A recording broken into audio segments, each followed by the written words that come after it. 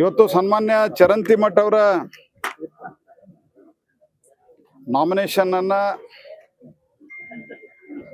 ನಮ್ಮೆಲ್ಲ ಪ್ರಮುಖರೊಂದಿಗೆ ನಮ್ಮ ರಾಜ್ಯ ಅಧ್ಯಕ್ಷರು ಆನಂತರ ಜಗದೀಶ್ ಶೆಟ್ಟರು, ಗದ್ದಿಗೌಡರು, ಕಾರಜೋಳ ಅವರು, ನಿರಾಣಿ ಅವರು, ಈ ರೀತಿ ಅನೇಕ ಪ್ರಮುಖರು ಸೇರಿದಂತೆ ಮಾಡಿದ್ದಾರೆ. ಇವತ್ತು ಇಲ್ಲಿನ MLC ಅವರಾದಂಥ PH ಪೂಜಾರ್ ಅವರು, ಹನುಮಂತ್ ನಿರಾಣಿ ಅವರು, ಈ ರೀತಿ ಇಲ್ಲಿ ಜಿಲ್ಲೆಯ ಎಲ್ಲ ಪ್ರಮುಖರು ಮತ್ತು ಹೊರಗಿನಿಂದನೂ ಬೇರೆ ಬೇರೆ ನಮ್ಮ ರಾಜ್ಯದ ಪ್ರಮುಖರು ಬಂದು ನಾವು ನಾಮಪತ್ರವನ್ನು ಸಲ್ಲಿಸಿದ್ದೇವೆ. ಕಾಂಗ್ರೆಸ್ ಪಾರ್ಟಿಯ ದುರಾಡಳಿತ, ಸಿದ್ದರಾಮಯ್ಯನವರ ಸರ್ಕಾರದ ದುರಾಡಳಿತ ಮತ್ತು ಅವ್ರದ್ದೇನು ವಂಶವಾಹಿನಿಯನ್ನೇ ಬೆಳೆಸ್ತಾ ಇದ್ದಾರೆ. ಅಲ್ಲಿ ಮೊಮ್ಮಗ ಮತ್ತು ಇಲ್ಲಿ ಮಗ ಇಬ್ಬರನ್ನೂ ಜನ ಮನೆಗೆ ಕಳಿಸ್ತಾರೆ. ಮೊಮ್ಮಗನ್ನ ಮತ್ತು ಮಗನ್ನ ಇಬ್ಬರನ್ನೂ ಮನೆಗೆ ಕಳಿಸುವಂತ ಕಾಲ ಸನ್ನಿಹಿತವಾಗಿದೆ. ಇವತ್ತು ಬೆಲೆ ಏರಿಕೆ, ಭ್ರಷ್ಟಾಚಾರ ಮತ್ತು ತುಷ್ಟೀಕರಣದ ರಾಜಕಾರಣ, ವಿಶೇಷವಾಗಿ ಎಲ್ಲೆಲ್ಲಿ ಶಿವಾಜಿ ಮೆರವಣಿಗೆ ನಡೀತದೆ, ಎಲ್ಲೆಲ್ಲಿ ಗಣಪತಿ ಮೆರವಣಿಗೆ ನಡೀತದೆ, ಅಲ್ಲಿ ತುಷ್ಟೀಕರಣದ ಒಂದು ಪರಿಣಾಮವಾಗಿ,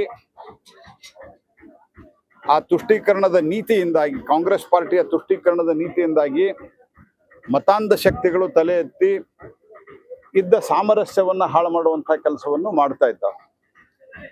ಇದರ ಜೊತೆಗೆ ಸುಮಾರು 50 ಬೇರೆ ಬೇರೆ ವಿಭಾಗದಲ್ಲಿ ಬೆಲೆಗಳನ್ನು ಏರಿಸಿದ್ದಾರೆ. ಮರಣ ಮತ್ತು ಜನನ ಪತ್ರದ ಸರ್ಟಿಫಿಕೇಟ್ ಸೇರಿ ಎಲ್ಲರ ದರಗಳು ಇವತ್ತು ಏರಿಕೆಯಾಗಿದ್ದಾವೆ. ಹಾಗಾಗಿ ಜನ ಬೇಸತ್ತಿದ್ದಾರೆ. ಇದರ ಜೊತೆಗೆ ಭ್ರಷ್ಟಾಚಾರ, ವಾಲ್ಮೀಕಿ ನಿಗಮದಿಂದ ಹಿಡ್ಕೊಂಡು ಇಲ್ಲಿವರೆಗೆ ಸತತವಾಗಿ ಭ್ರಷ್ಟಾಚಾರದಲ್ಲಿ ತೊಡ್ಕೊಂಡಿರುವಂಥ ಕಾಂಗ್ರೆಸ್ ಪಾರ್ಟಿಗೆ ಬೆಲೆ ಏರಿಕೆ, 3 ಸರ್ತೆ ಡೀಸೆಲು ಪೆಟ್ರೋಲು ಬೆಲೆ ಏರಿಸಿದ್ದಾರೆ.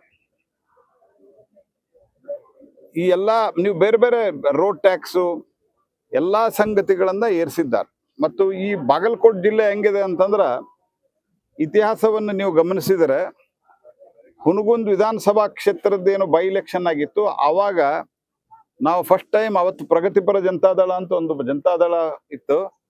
ಆ ಜನತಾದಳ ಕಾಂಗ್ರೆಸ್ ಮಧ್ಯೆ ಫೈಟ್ ಅಂತ ಹೇಳ್ತಾ ಇದ್ದಂಥ ಸಂದರ್ಭದಲ್ಲಿ ನಾವು ಕ್ಲೋಸ್ ಸೆಕೆಂಡ್ ಬಂದಾಗಿನಿಂದ ಇಡೀ ಈ ಭಾಗದಲ್ಲಿ ಒಂದು ಬಹಳ ದೊಡ್ಡ ಸ್ಪೀಡ್, ವೇಗ ಭಾರತೀಯ ಜನತಾ ಪಾರ್ಟಿಗೆ ಸಿಕ್ಕಿದೆ. ಈ ಚುನಾವಣೆಯಿಂದ ಸಹಿತ ಇದೊಂದು ದೊಡ್ಡ ತಿರುವನ್ನ ನಮ್ಮ ರಾಜ್ಯದ ರಾಜಕಾರಣಕ್ಕೆ ಕೊಡಲಿದೆ.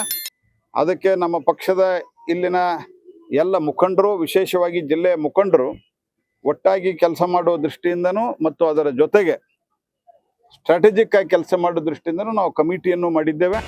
ಕರ್ನಾಟಕ ನ್ಯೂಸ್ ಬೀಟ್ ಫಾಲೋ ಮಾಡಿ, ಸಬ್ಸ್ಕ್ರೈಬ್ ಮಾಡಿ.